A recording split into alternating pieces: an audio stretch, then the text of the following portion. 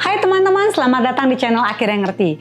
Kembali lagi bersama saya Niar Widya, tempat yang ngobrolin teknologi, pendidikan, dan solusi digital dengan cara yang simple dan seru biar kamu nggak mumet dan akhirnya ngerti.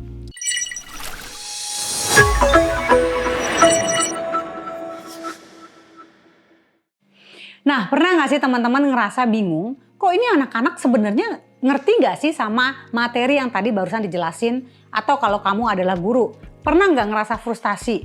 Kayaknya udah dijelasin berkali-kali, tapi kok pas ujian nilainya gitu-gitu aja. Nah, kalau kamu pernah ngerasain hal yang seperti tadi, kamu nggak sendiri. Karena banyak guru dan tenaga pengajar di luar sana juga ngalamin hal yang sama. Kita tahu nih ya, pentingnya evaluasi. Tapi cara kita mengevaluasi tuh kadang masih terlalu manual, kurang akurat, bahkan kadang cuma asal tebak aja anak ini ngerti atau enggak. Sekarang bayangin deh, gimana kalau kita punya alat yang bisa bantu kita tahu nih ya secara real time siapa aja yang ngerti, siapa aja yang belum ngerti, bahkan kita bisa tahu bagian mana dari materi yang masih bikin mereka bingung.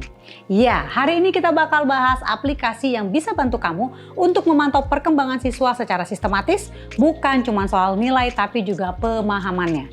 Jadi, kamu bisa punya strategi belajar yang lebih tepat sasaran, lebih personal, dan tentunya lebih efektif. Pertama, ada aplikasi yang namanya Plickers. Kalau kamu lagi nyari cara cepat buat evaluasi langsung di kelas tanpa perlu nyuruh-nyuruh semua siswa buka HP masing-masing, ini cocok banget. Konsepnya simple, kamu tinggal kasih semacam QR code aja yang bentuknya kayak kartu gitu ya ke masing-masing siswa. Kemudian pas kasih pertanyaan mereka tinggal angkat kartunya sesuai dengan jawabannya. Kamera kamu cukup satu aja. Caranya tuh tinggal scan seluruh kelas dan boom. Kamu langsung bisa lihat siapa jawab apa dan mana jawaban yang benar. Keren kan? Jadi kita nggak perlu nih siswa punya gadget sendiri, nggak perlu koneksi internet satu persatu, tapi kamu tetap bisa ngelakuin evaluasi cepat dan hasilnya langsung bisa kamu lihat. Next, kita punya Socrative.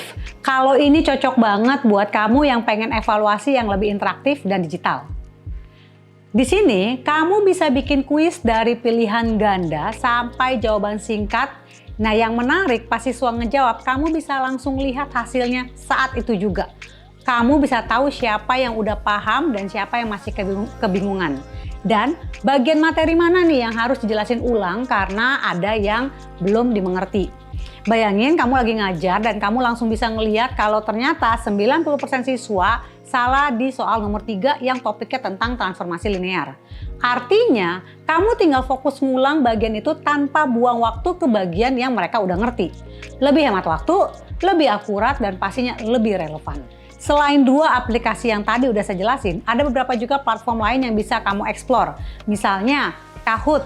Ini nih seru buat bikin kuis ala game gitu ya. Cocok buat ice breaking atau review materi. Quizizz, hampir mirip kayak Kahoot tadi, tapi dia ada fitur analitik yang lumayan oke juga. Google Form dan Spreadsheet. Kalau kamu mau bikin evaluasi digital tapi dengan tools yang udah familiar, nggak seheboh aplikasi lain, ini bisa banget kok dimodif.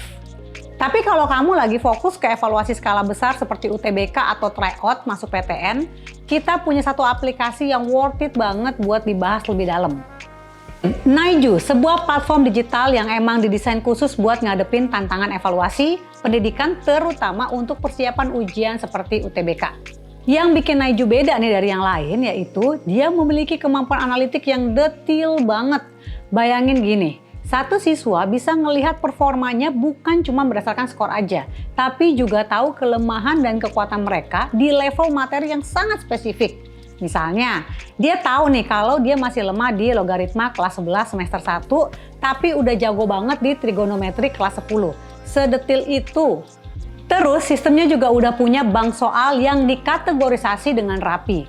Jadi soal-soal yang dikasih ke siswa bukan diacak-acak gitu, tapi bisa disesuaikan sama kebutuhan analisis. Bahkan pilihan jurusan dan universitas siswa pun dicatat di sistem. Jadi bisa ada pemetaan nih, mana anak-anak yang minat ke jurusan teknik, kedokteran, ekonomi, dan lain sebagainya. Lembaga bimbingan belajar atau sekolah pun bisa lihat posisi siswa dibanding sekolah lain atau daerah lain. Misalnya, anak-anak di SMA A di Bandung ternyata masih tertinggal dari rata-rata provinsi di bagian materi bahasa Inggris reading. Dari data kayak gini nih, sekolah bisa bikin strategi pembelajaran yang lebih tajam lagi. Jadi, Naiju tuh bukan cuman buat siswa, tapi juga buat institusi, bisa bantu guru, kepala sekolah, bahkan dinas pendidikan untuk bikin kebijakan yang lebih berbasis dengan data. Jadi, sekarang kita udah tahu kan bahwa teknologi bisa banget bantu dunia pendidikan jadi jauh lebih efektif, khususnya dalam hal evaluasi. Kita butuh alat bantu yang bisa kasih gambaran lebih luas, lebih dalam, dan lebih real time tentang apa yang dipahami oleh siswa. Kalau kamu guru, dosen, atau pengelola lembaga pendidikan, kamu punya banyak banget pilihan. Flickr bantu kamu evaluasi cepat tanpa gadget, Socrative cocok buat kuis digital yang real time. Kahoot dan Quizizz cocok buat pendekatan gamifikasi. Google Form tetap bisa jadi solusi simple dan pastinya gratis. Dan Naiju itu solusi menyeluruh buat evaluasi berbasis data di skala yang besar. Evaluasi itu tuh ibarat GPS teman-teman dalam perjalanan belajar ya. Kalau kita nggak tahu posisinya ada di mana, kita nggak bakal bisa sampai tujuan dengan cepat dan tepat. Dan aplikasi-aplikasi ini adalah alat bantu untuk kita tetap ada di jalur dan sampai tujuan dengan hasil yang maksimal. Karena dengan data yang lengkap dan sistematis, kamu bisa bikin proses belajar yang jauh lebih personal dan tepat sasaran. Jadi, kamu tim evaluasi manual atau tim evaluasi digital nih?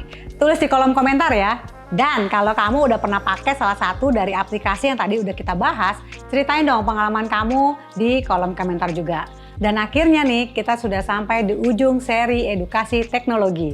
Kalau kamu udah nonton dari awal sampai akhir, selamat. Kamu bukan cuma penonton tapi bagian dari perjalanan belajar bareng yang luar biasa. Dari berbagai tools aplikasi sampai solusi digital buat dunia pendidikan. Kita udah sama-sama belajar gimana teknologi nih bisa bantu kita ngajarin lebih efektif, belajar lebih cerdas, dan mengevaluasi lebih akurat. Playlist ini mungkin berakhir di sini. Tapi proses belajar kamu nggak berhenti sampai di sini aja. Teknologi akan terus berkembang dan tugas kita adalah terus adaptif, kritis, dan kreatif dalam menggunakannya. Karena pendidikan masa depan ada di tangan orang-orang yang nggak pernah berhenti belajar. Terima kasih udah nemenin perjalanan ini. Kalau kamu dapat insight nih dari video-video ini, yuk bantu share playlist ini ke teman-teman, ke guru, atau ke siapapun yang bisa terbantu. Dan pastikan jangan lupa di like, di subscribe, karena walaupun playlist ini sudah selesai, konten-konten bermanfaat lainnya masih akan terus hadir di Akhirnya Ngerti. Sampai ketemu di seri selanjutnya. Tetap semangat, tetap belajar, dan tetap jadi bagian dari perubahan. Bye!